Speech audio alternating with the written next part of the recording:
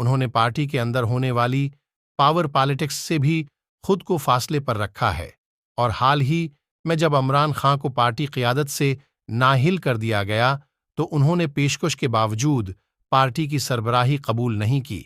Hamid Khan P T I کے chief election commissioner کے فرائض بھی سر انجام دے چکے ہیں۔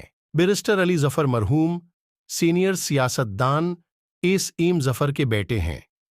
ایس ایم ظفر ایک طویل عرصے تک مسلم لیگ کے رکن رہے اور متعدد بار سینیٹر بھی بنے۔ بیرسٹر علی ظفر بھی اہم مقدمات میں پی ٹی آئی کی نمائندگی کرتے ہیں۔ انہیں بھی عمران خان نے ان کی عدم موجودگی میں پارٹی چیئرمین بننے کی پیشکش کی تھی، جو انہوں نے یہ کہہ کر رد کر دی کہ چیئرمین کا عہدہ لینے کے بعد یہ ذمہ داری ان کے پیشہ ورانہ کام سے متصادم ہوگی۔ یہ سنا 1966 کی بات ہے۔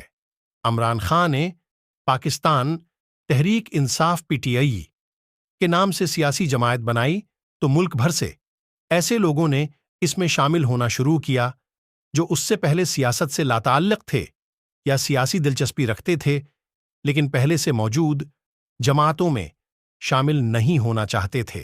اس کی ایک وجہ تو یہ تھی کہ عمران خان نے اپنی سیاست کی بنیاد ہی پرانی سیاسی جماعتوں اور بڑے سیاست دانوں کے خلاف ایجنڈے پر رکھی، اور دوسری وجہ یہ تھی کہ اس وقت پہلے سے سیاسی میدان میں موجود لوگ ایک کریکٹر کی نوزائیدہ جماعت میں شامل ہونے کا رسک نہیں لے سکتے تھے۔ لہذا ملک بھر سے سماجی کارکنوں، صحافیوں اور وکیلوں نے نئی جماعت میں اپنے لیے شاندار مستقبل کے امکانات تلاشنے شروع کیے، اور ہر ضلع سے یہ لوگ تحریک انصاف کا حصہ بننے لگے۔ عمران خان کی مرکزی ٹیم میں بھی ایسے ہی شعبوں سے لوگ موجود تھے۔ پھر جب پارٹی پہلے انتخابات میں ناکام ہو گئی، حامد خان کا شمار پی ٹی آئی کے بانی رہنماؤں میں ہوتا ہے۔ وہ پارٹی کے داخلی اتار چڑھاؤ اور عمران خان سے تعلقات کی بدلتی نوعیت کے باوجود پہلے روز سے اس کا حصہ ہیں، اور آئینی و قانونی امور میں پارٹی کی رہنمائی کرتے ہیں۔ وہ پی ٹی آئی کی قانونی ٹیم کے بھی سرخیل ہیں اور سپریم کورٹ میں پارٹی کے بیشتر مقدمات وہی لڑتے ہیں۔ تحریک انصاف کا supreme court intra party election case جس میں بلے کا نشان چھن گیا تھا، وہ بھی بیرسٹر علی ظفر نے بیرسٹر گوہر علی خان کے ساتھ مل کر لڑا تھا۔ بیرسٹر علی ظفر پارٹی کے سینیٹر بھی ہیں، اور انہوں نے تحریک انصاف کا وکلا ونگ انصاف لائرز فورم بنانے میں کلیدی کردار ادا کیا تھا۔ بیرسٹر گوہر علی خان، جن کو عمران خان کے جیل جانے کے بعد 2 مرتبہ پارٹی کے چیئرمین کے عہدے پر منتخب کیا گیا ہے، باضابطہ طور پر 2022 میں پی ٹی آئی میں شامل ہوئے، تاہم اس سے قبل وہ ایک وکیل کے طور پر پی ٹی آئی سے منسلک رہے۔ بیرسٹر گوہر اعتزاز احسن کے معاون ہیں، اور انہی کے ساتھ انہوں نے وکالت اور سیاست کے رموز سیکھے۔ انہوں نے 2013 میں بونیر سے پیپلز پارٹی کے ٹکٹ پر انتخابات میں حصہ لیا تھا، تاہم کامیاب نہیں ہو سکے تھے۔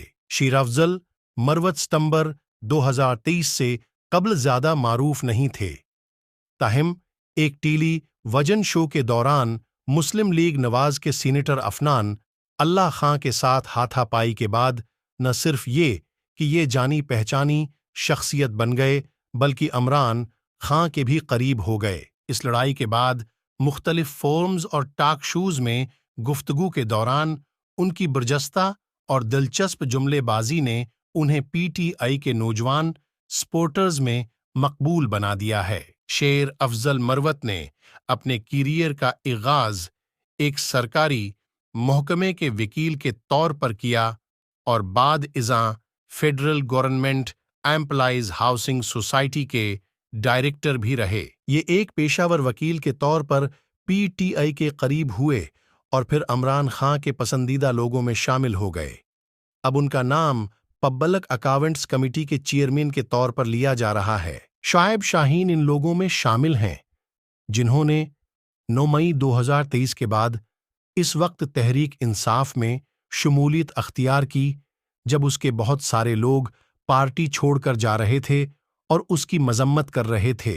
शुएब शाहीन इब्तदा में पीटीआई के मुकदमात लड़ रहे थे, ताहम 9 मई के वाक़ये के बाद ये पार्टी का बाकायदा हिस्सा बन गए और इमरान खान ने उन्हें तर्जुमान मुकर्रर कर दिया।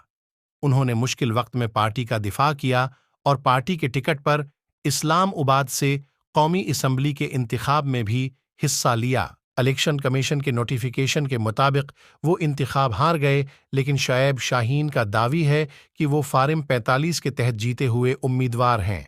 सलमान इकरम राजा सुप्रीम कोर्ट के मारूफ वकील सलमान इकरम राजा भी इब्तदा में बतौर वकील तहरीक इंसाफ के साथ मुंसलिक हुए, लेकिन बाद में इसके टिकट पर इंतखाब में हिस्सा लिया। इनको तहरीक इस्तेहकाम पाकिस्तान के अवन चौधरी के मुकाबले में शिकस्त हुई है, ताहिम उनका भी दावी है कि फार्म 45 के तहत वो फातेह हैं।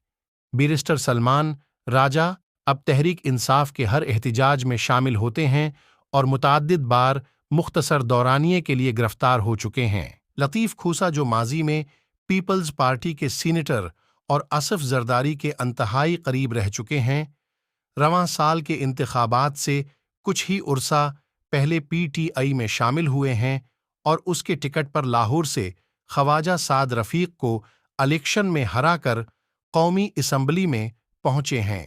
लतीफ़ खूसा भी आगाज में बतौर वकील पीटीआई के मुकदमात में पेश होते थे और बाद में टिकट लेने में कामयाब हो गए।